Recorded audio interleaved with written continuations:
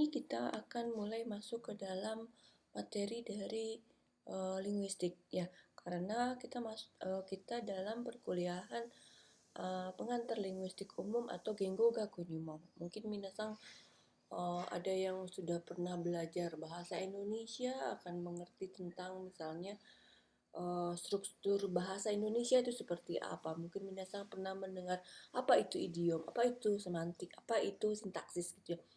Nanti kita di sini akan membahas sedikit linguistik umum gitu. Kita akan membahas linguistik umum, lalu kita akan melihat bagaimana sih linguistik dalam bahasa Jepang gitu. Sedikit saja misalnya gitu ya. Oke, pertama saya akan memberikan orientasi perkuliahan Gigo Gakunyumo. Jadi dalam perkuliahan selama 1 semester ini kita akan ada yang namanya lembar kerja. Lembar kerja di sini nanti akan saya berikan dalam bentuk variatif begitu ya minasang ya. Untuk minggu ini saya akan berikan minasang dalam bentuk Google Form. Lalu di minggu kedua setelah pembahasan dari saya dan materi dari saya, kita akan melakukan diskusi. Nah, yang ketiga itu ada yang namanya Shindohyo, jadi alur perkuliahan, supaya minasang tahu apa saja yang dipelajari dalam 1 semester ini. Oke, kita lihat Shindohyo dulu. Untuk Shindohyo nanti akan saya masukkan di Elena ya. Oke, untuk pertemuan pertama dan kedua kita sudah pakai sebagai materi Nishukang program ya, belajar mengenal huruf hiragana dan katakana. Untuk pertemuan ketiga kita belajar secara umum apa itu linguistik dan saya akan membahas tentang orientasi terlebih dahulu. Untuk selanjutnya kita akan membahas tentang lembar kerja. Jadi kita akan lebih fokus ke diskusi. Ini kita akan pakai Zoom. Jadi kalau minggu ini kita tidak pakai Zoom, tapi saya akan memberikan materi dan minasang akan mengerjakan lembar kerja. Oke, selanjutnya kita akan membahas bahasa sebagai objek linguistik, cabang-cabang ilmu linguistik. Jadi terus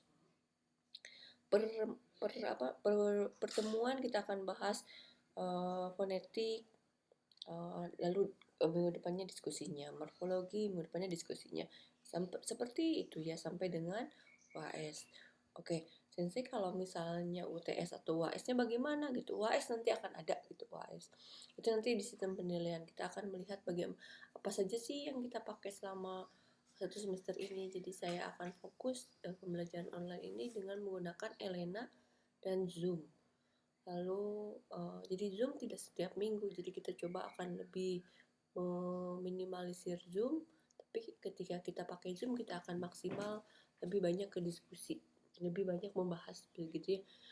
Sistem penilaian dari mana gitu, kita tidak ada UTS, jadi saya melihat minasang pakai lembar kerja atau nanti ada project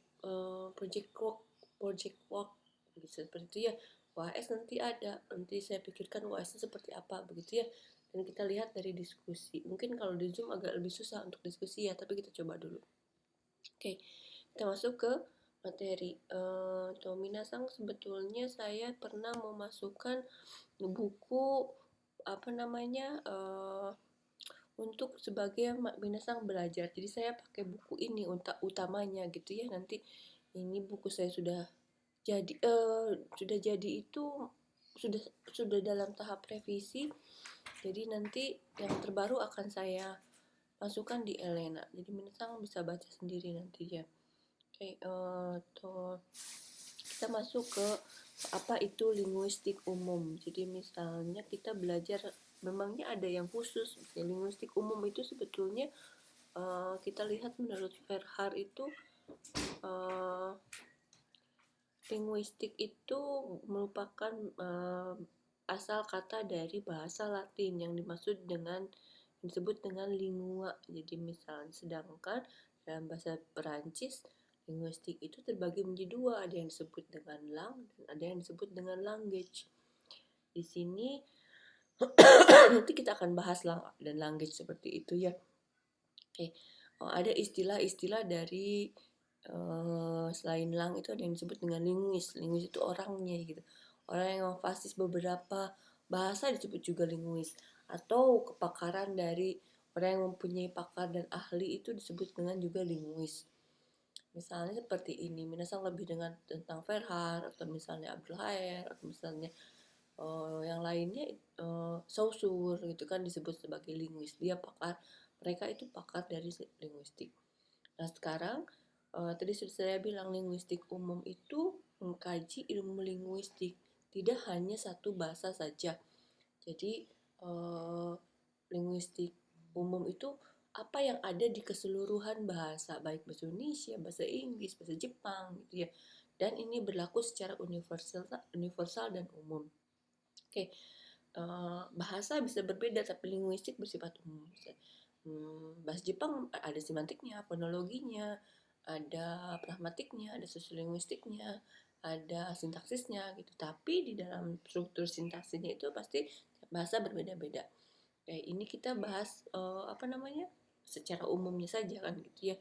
Kayak ada yang disebut dengan objek linguistik. Jadi kalau begitu objek linguistik apa? Misalnya kan kita lihat di sini bahasa itu berkaitan dengan linguistik itu berkaitan dengan bahasa. Jadi objek dari linguistik itu adalah bahasa. Di sini ada beberapa contoh kalimat apa namanya dalam bahasa Indonesia. Gitu. Ternyata bahasa yang digunakan dalam bahasa Indonesia itu mempunyai arti yang beragam. Minasan bisa lihat sendiri. Contoh saya berikan contoh satu saja, misalnya jika belajar bahasa Inggris, Nita belajar bahasa Jepang. Di situ maksud dari bahasa itu apa gitu ya. Minasan boleh baca langsung penjelasannya di buku. Contoh seperti ini. Jika belajar bahasa Inggris, Nita belajar bahasa Jepang. Itu akan berbeda arti dari makna dari bahasa itu dengan kalimat nomor 8. Kabarnya Nabi Sulaiman mengerti bahasa semut. Di sini kedua kalimat tersebut itu menggunakan kata bahasa, tapi konteks atau maknanya berbeda. Oke, lanjut kita ke yang tadi saya mau jelaskan tentang apa itu lang, parol, dan language gitu ya. Kalau misalnya tadi menurut dalam bahasa Prancis terdapat istilah lang dan parol, di sini kita lebih dijelaskan. Lang itu konsep dasar suatu bahasa secara abstrak gitu. Jadi yang makna lebih ke konteks gitu. Lalu kalau parol itu bentuk konkretnya. Kita lihat misalnya kursi itu konkretnya itu bahasa secara konkret, bentuk kursi itu disebut dengan parol. Nah, konsep abstrak atau dari makna dari kursi itu adalah tempat duduk, itu disebut dengan lang. Jadi parol itu adalah pengejauhan tahan dari suatu bahasa, bentuk konkret dari lang. Nah, ketika lang dan parol digabungkan disebut dengan language, bahasa atau sarana yang digunakan manusia untuk berkomunikasi dengan sesamanya. Ini kalau manusia dengan manusia kan apa namanya komunikasinya dengan bahasa gitu ya. Kalau misalnya hewan kan misalnya berkomunikasi dengan misalnya kalau inu dengan gonggongan seperti itu ya. Nah, language itu juga berbentuk ada yang bentuk verbal dan juga yang bentuk non verbal. Oke, lalu misalnya kita lanjut ke karakteristik bahasa. Di sini karakteristik bahasa itu ada 4. Satu, bahasa sebagai simbol. Bahasa itu arbiter. Jadi bahasa itu mempunyai sistem bahasa. Bahasa itu mempunyai struktur bahasa. Di sini bahasa sebagai simbol itu ternyata selain bahasa itu diucapkan berbentuk bunyi, ada juga berbentuk huruf. Jadi misalnya apa namanya? Ketika seseorang mengirimkan sesuatu makna yang umum melalui suatu gambar yang dapat dirasakan oleh manusia. Jadi misalnya dirasakan itu berbentuk suara berarti didengar. Atau kadang-kalanya huruf. Jadi misalnya minggu kemarin kan belajar, oh bahasa Indonesia dan bahasa Jepang bedanya apa? Bahasa Jepang punya huruf tersendiri, ada hiragana, ada katakana, ada kanji gitu ya. Jadi bahasa sebagai simbol. Lalu bahasa itu arbitrer katanya gitu. Arbitrer yang dimaksud dengan arbitrer itu seperti apa? Bersifat mana suka, berubah-ubah atau semenang-menang. Ini tidak ada kaitannya dengan antara makna dari signifie dan suara dari signifian. Oke, lalu selanjutnya bahasa itu sebetulnya sistematik dan sistematik dan sistemis. Jadi dia terpola, tidak acak sembarang, terdiri dari sub-sub sistem. Jadi apa ya? Kalau lebih lihat lagi, semua punya struktur bahasa. Bahasa Indonesia struktur bahasa seperti apa? Ini kaitannya dengan nomor 4 nanti. Jadi bagaimana sistem struktur bahasa Indonesia, bagaimana sistem struktur bahasa Jepang. Jadi coba kita amati sama kah atau beda kah, apa yang berbeda kan gitu ya.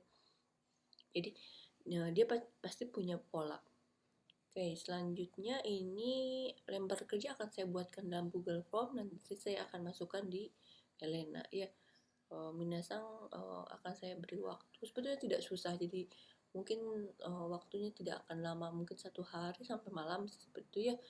Dan lembar ketujuh akan kita bahas sebagai bahan diskusi. Hai, ja, ijo desu, otsukare sama deshita.